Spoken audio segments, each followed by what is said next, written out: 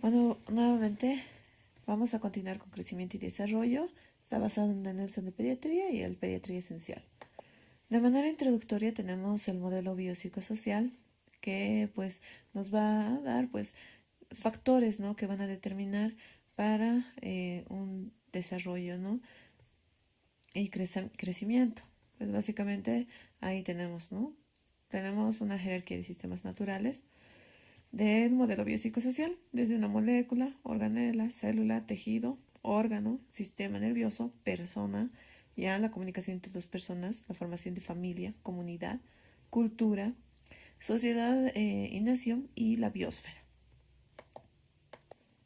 Por otro lado, para un adecuado, ¿no?, crecimiento y desarrollo al nacimiento, pues van a tener varios factores, ¿no?, y que van a desencadenar pues alteraciones a nivel cognitivo ya desde el nacimiento, comenzando por los mecanismos biológicos, genética, influencias in útero sobre el desarrollo fetal, la nutrición en la madre y demás.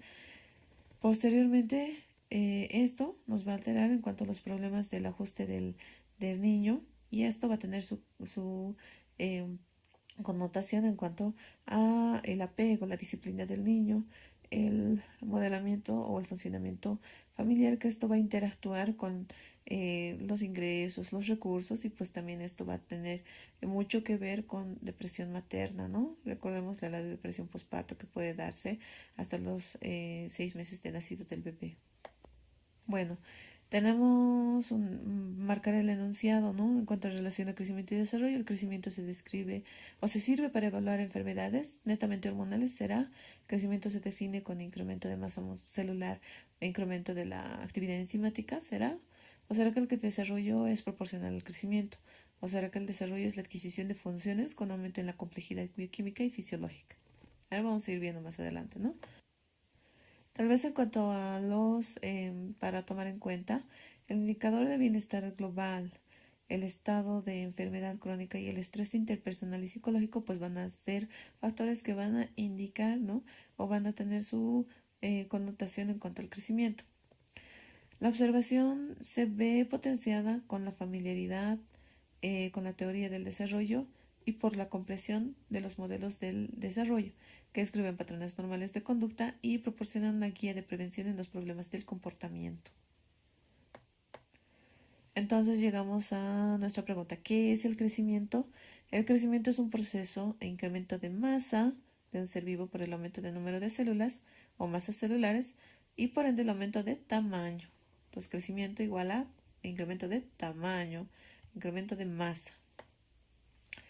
¿Y qué es desarrollo? Es la adquisición de funciones con aumento de la complejidad bioquímica y fisiológica a través del tiempo. También comprende los procesos de maduración y adaptación. Entonces tenemos aumento de complejidad bioquímica y fisiológica. Entonces el crecimiento, en conclusión, es adquirir dimensiones, ¿no? Crecimiento, masa, desarrollo, adquirir funciones. Los mecanismos por el que ganamos crecimiento son de hiperplasia e hipertrofia, y los mecanismos del desarrollo son maduración y diferenciación. ¿Cómo vamos a medir? Medimos el crecimiento con longitudes, diámetros, perímetros, y el desarrollo consecuencias del comportamiento, funciones y eventos nuevos. Volviendo ya a nuestra pregunta, el verdadero es: el desarrollo es la adquisición de las funciones con aumento de la complejidad bioquímica y fisiológica, ¿no? Porque el crecimiento no sirve solo para evaluar enfermedades netamente hormonales, ¿no? El crecimiento se define como el incremento de masa celular, ¿no? Y el crecimiento, ¿no? Hiperplasia, hipertrofia, dijimos, ¿no? La actividad enzimática es netamente del desarrollo. El desarrollo es proporcional al crecimiento. Eso es falso. ¿Por qué? Porque podemos tener un niño con retraso global del desarrollo y tener la talla conservada, ¿no? Así como viceversa. Y bueno, para pasar a otro punto, en relación a los patrones de crecimiento, marca el enunciado falso. ¿Será que el hipotiroidismo afecta la curva de crecimiento? ¿Será que la insuficiencia renal crónica incrementa la curva de crecimiento? ¿Será que el aporte calórico insuficiente es una causa de talla baja? ¿Será que el maltrato psicológico es una causa de alteración del patrón de crecimiento? Bueno, vamos a ir viendo. En cuanto al crecimiento, ¿ya? ¿Cuáles son nuestros instrumentos de valoración? Las balanzas, tallímetro, cinta métrica, tablas. Y el desarrollo, eh, nuestros instrumentos van a ser las tablas de hitos del desarrollo y juguetes, ¿no? Para poder evaluar nosotros, ¿no? Los controles recomendados, pues, de acuerdo a las normativas, ¿no? Que tengan, tenemos las normativas en el sistema boliviano, que después del nacimiento un parto que haya sido normal y sin ninguna complicación, pues debe ser observado durante las primeras 24 horas al menos hospitalariamente en cuanto a la mamá y el neonato, y posteriormente las 24 horas se van de alta. En estos pacientes que tienen observación de 24 horas al menos en hospital, se debe realizar el primer control al nacimiento, generalmente a los 3 días de vida, para evaluar ictericia, desarrollo y ganancia de peso. Y a las 2, cuando un paciente pues ya ha sido observado más de 24 horas, generalmente 3 días, entonces nuestro primer control a las 2 semanas. ¿Ya? Y nuestros controles deben ser cada mes hasta los 12 meses, cada 3 meses hasta los 18 meses, cada 6 meses hasta los 3 años y luego cada año. ¿Ya? Y esto está de acuerdo a la Sociedad Americana de Pediatría. Tenemos distintos patrones de crecimiento, ¿no? Estas son curvas, ¿no? Que se van a, dentro de las cuales vamos a tener el patrón de crecimiento de la talla, por ejemplo. Se podría decir que nuestros picos de crecimiento, más o menos picos, ¿no? Son entre los primeros 2 años, ¿no? Posteriormente tenemos una curva que está un poquito con sí aumento, pero de lentitud, y tenemos un incremento de la velocidad del crecimiento que va a ser en pico, esto en la etapa de la adolescencia, ¿no? Y por otro lado, tenemos el crecimiento del cerebro y cabecita, la masa encefálica, cuya importancia o crecimiento mucho más rápido va a tener generalmente entre los primeros 2 años de vida, y posteriormente pues ya vamos a encontrar una masa cerebral y perímetro adecuados a partir de generalmente entre los 2 y 3 añitos. Luego tenemos el desarrollo linfático, cuyo pico de desarrollo va a ser generalmente entre los 10 y 12 años, y la parte reproductiva, que va a tener un crecimiento senescente inicialmente y posteriormente va a tener su pico ya en la adolescencia. ¿Cuáles son los factores que influyen? Tenemos factores endógenos, dentro de los cuales tenemos la parte genética, neurohormonal, las específicas del crecimiento y metabólicas, ¿no? Este es un esquema de la parte neurohormonal, que pues gracias a los diferentes estímulos se va a enviar hormonas que van a tener su relación con el crecimiento y el desarrollo, ¿ya? Comenzando la formación de la corticotropina, las gonadotropinas, la hormona de crecimiento, la melatonina o serotonina, la hormona tiroidea, la oxitocina, prolactina en la lactancia y la ADH, se podría decir, a nivel renal.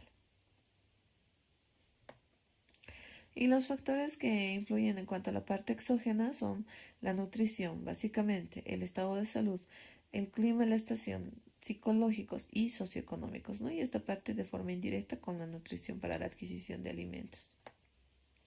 Ya volviendo a nuestra pregunta, como habíamos visto, bueno, el enunciado falso es que la insuficiencia renal crónica incremente la curva de crecimiento. En realidad, por mecanismos hormonales, pues no.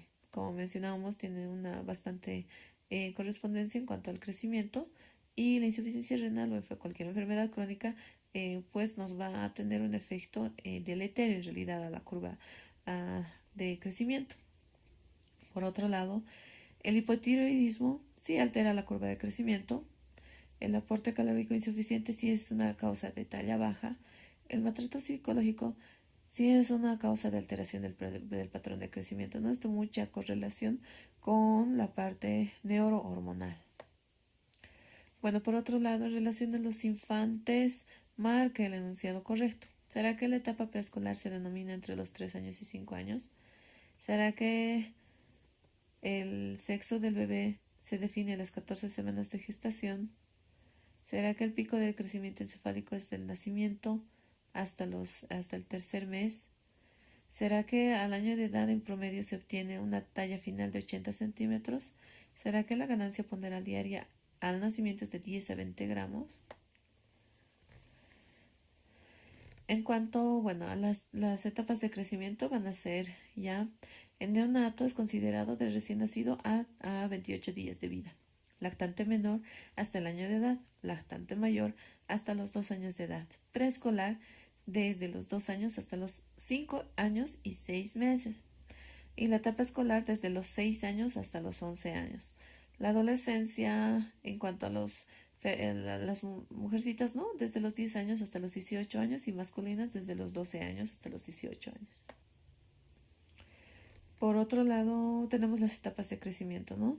De la fecundación a los 8 años se va a denominar periodo embrionario y de las 9 semanas hasta el nacimiento el periodo fetal.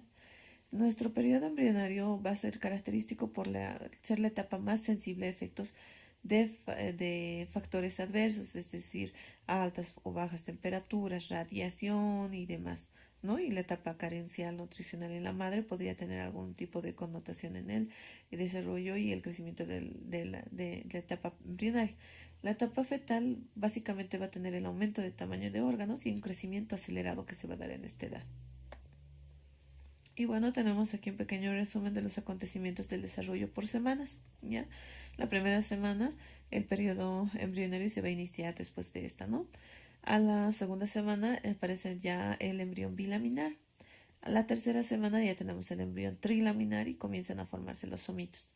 Cuarta semana, los pliegues neuronales, ¿no? Por esto, a esta altura, pues va a ser muy importante el aporte del ácido fólico para las alteraciones del tubo neural.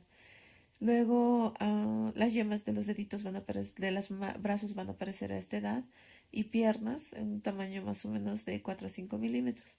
A las 5 semanas, las placas de los cristalinos, la boca primitiva y los rayos digitales de las manitos. A las 6 semanas, ya los párpados, la longitud del vértex. A las 8 semanas, los órganos, los ovarios y los testículos ya van a ser evidentes. A las 9 semanas comienza el periodo fetal, como mencionábamos, ¿no? Y un tamaño de 5 centímetros aproximadamente y un peso de 8 gramos. A las 12 semanas se van a distinguir ya los genitales externos, ya vamos a saber el sexo del bebé. A las 20 semanas el límite inferior usual de viabilidad entre los 460 gramos y una longitud de 19 centímetros. Las 25 semanas ya un peso de 900 gramos y 24 centímetros de tamaño. Y 28 semanas los ojos ya van a estar abiertos, el feto baja la cabeza y un peso de 1000 a 1300 gramos. Y a 38 semanas a término, ¿no? Entonces, tal vez recalcando un poco, nuestro recién nacido a término va a ser considerado de las 37 hasta las 42 semanas. Y bueno, tenemos aquí en las curvas de los incrementos porcentuales, ¿no?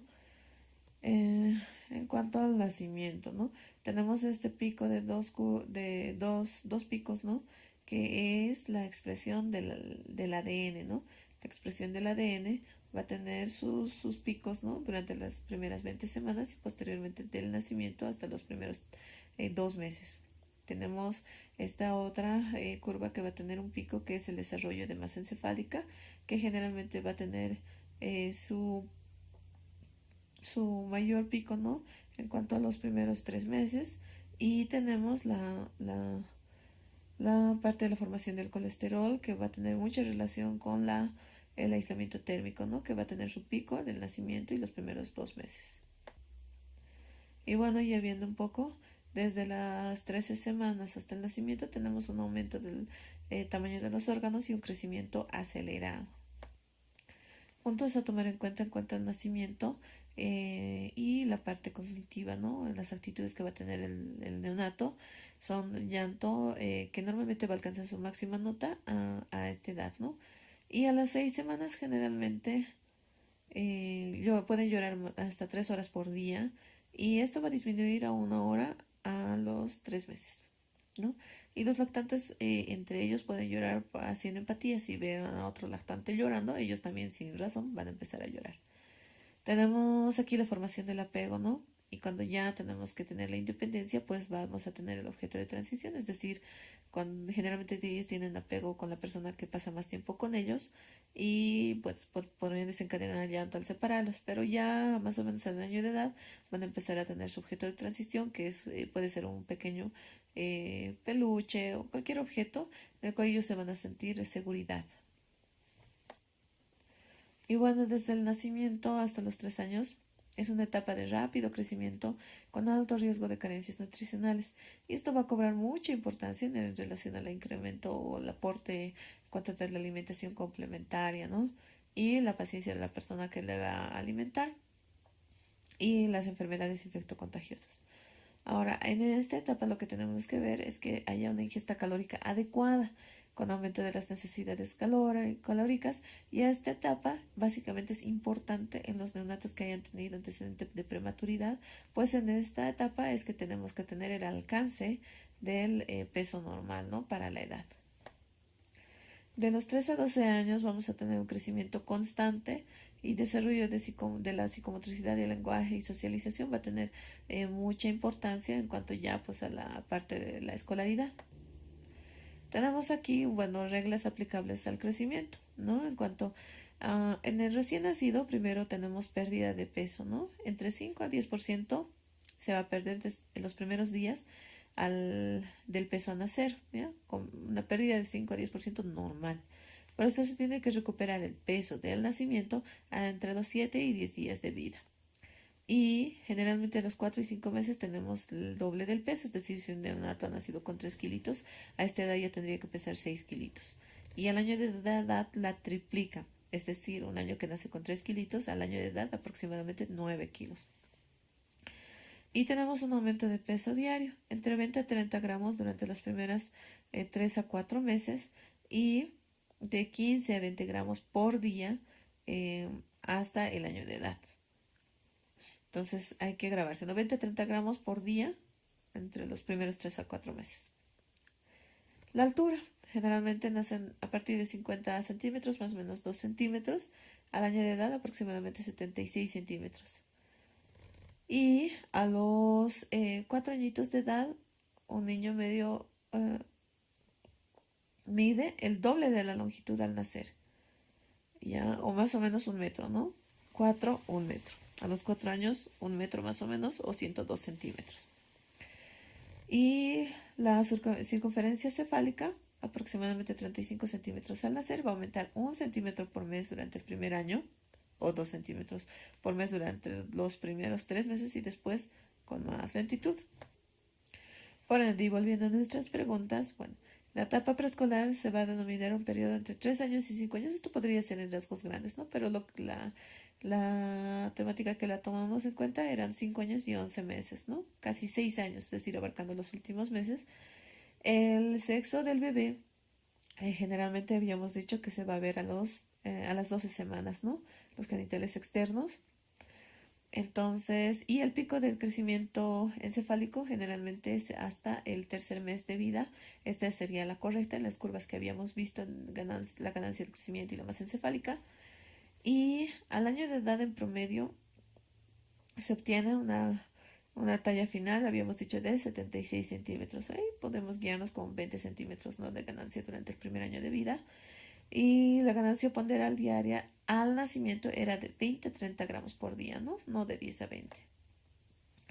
Por otro lado tenemos, bueno, ya pasando la pubertad de 12 a 18 años, ¿no? En varoncitos y en mujercitas de 10 a 18 años. Bueno, dentro de ellos vamos a tomar en cuenta la transformación de constitución somática y psicosocial. Entonces, el desarrollo o la adquisición de los órganos genitales secundarios. Pues tenemos, ¿no?, el crecimiento, los picos del crecimiento. Primero el crecimiento intrauterino, que va a ser acelerado, luego en la primera infancia, y nuestro crecimiento rápido, que va a ser llamativo en el empuje puberal, ¿ya? Tenemos aquí una relación, ¿no?, de la curva de crecimiento, ¿ya?, en centímetros por año, que eventualmente en las mujercitas va a ser mucho más antes, ¿ya?, el pico de crecimiento, y esto se va a dar básicamente por los elevados niveles hormonales, ¿no? Y esto se va a desarrollar el incremento de la velocidad de crecimiento en la mujercita hasta la menarca, que va a ser nuestro stop, ¿no? Y después ya desciende nuestra velocidad de crecimiento. Y en los varoncitos pues va a ser un poco más tardío, pero va a darse también hasta la espermarca en el varoncito. Bueno, entonces vamos, en resumen, el primer año de edad crecen entre 24 y 25 centímetros, en segundo año de edad entre 10 a 12 centímetros, al tercer año de edad entre 7 a 8 centímetros, cuarto, noveno año de edad 5 a 6 centímetros, poca ganancia. Y el estirón puberal, que nos referimos a estos dos picos, entre 9 a 10 centímetros. Y tenemos una fórmula, ¿no? Que no está mencionada ninguna de las dos. Tenemos la velocidad de crecimiento total que se va a relacionar con la edad, la talla y se va a multiplicar por 12. Esa es nuestra velocidad de crecimiento total. Y bueno, vamos a tener nuestras, ¿no? Algunas pequeñas tablitas que están en el Nelson, pues que cobran un poquito de importancia, se podría decir. Estas las horas de sueño que va a ser necesario, ¿no? Generalmente tenemos aproximadamente, tenemos 16 horas aproximadamente de sueño, que está recomendado por la Sociedad Americana de Pediatría durante la primera semana de vida, y pues esto va a ir descendiendo conforme el niño vaya creciendo, ¿no? Con unas 8 horas generalmente necesarias para dormir, ¿no? Y bueno, generalmente los neonatos van a tener un sueño nocturno y un sueño diurno. ¿Ya? Y esto va a ir disminuyendo también el sueño diurno porque ya ellos van a tener ya poco de, ya la diferencia, ¿no? Entre la parte diurna y nocturna. Y bueno, esta es una relación entre el crecimiento y requerimiento calórico. Como mencionábamos, entre 20 a 30 gramos es la ganancia entre los primeros 6 meses de vida, ¿ya? Y la ganancia, esta es una ganancia aproximada mensual, ¿no? De peso, ganancia de talla en cuanto a la longitud y el perímetro craneal, que los primeros 3 meses son 2 centímetros por mes, luego son 1 centímetro por mes. Y la ingesta diaria recomendada de calorías. ¿No? Esta es la cronología de aparición de la dentición. ¿Ya? Los dientes primarios generalmente aparecen entre los 5 meses de vida, ¿no? Y bueno, tenemos un rango de aparición, ¿no? Entre 6 a 8 en cuanto a los superiores, 6 a 7 meses en cuanto a los inferiores y la edad de caída, ¿no? Y los superiores entre 7 a 8 años y los inferiores de 6 a 7 años, ¿no? Y pues bueno, la cronología de aparición, pues inicialmente tenemos la aparición de incisivos centrales, incisivos laterales, primeros molares y ¿qué se llama? Tenemos posteriormente los caninos y los segundos molares. Y posteriormente tenemos la aparición de los dientes secundarios, que también van a ser más o menos en esa misma cronología, incisivos centrales, incisivos laterales y los caninos. La antropometría permite conocer el patrón de crecimiento propio de cada individuo y detectar los riesgos de morbimortalidad. La validez de este método depende de una medida precisa, exacta, con el mismo aparato o el aparato material adecuado y realizado con una técnica correcta. Dentro de ellas tenemos la medición del peso, la talla y el perímetro cefálico.